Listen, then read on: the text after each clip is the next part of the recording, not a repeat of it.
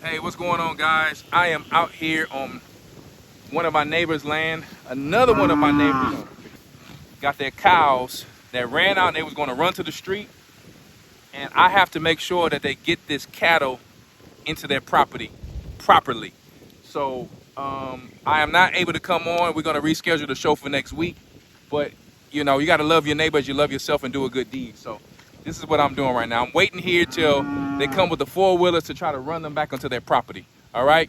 So sometime this duty just calls, man, on a homestead. Peace and blessings. Try to get up out of here. Your owner is coming to get you. There was a blessing.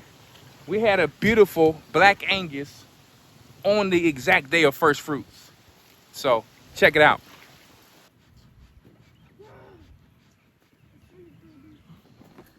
So while I'm trying to actually get these cows back on my neighbor's land, I just thought I'd show you our first fruit edition.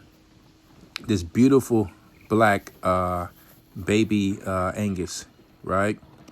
And we had this other heifer here not too long ago. This other calf not too long ago, like just like a week or two before that.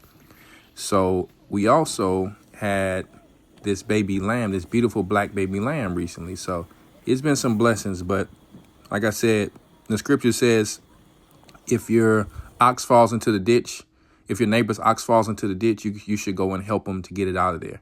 So, you know, who would have ever thought we would be doing these things? But you see here, I got Officer Yatab. He was on his four-wheeler. He helped me to get these cattle back to our neighbor.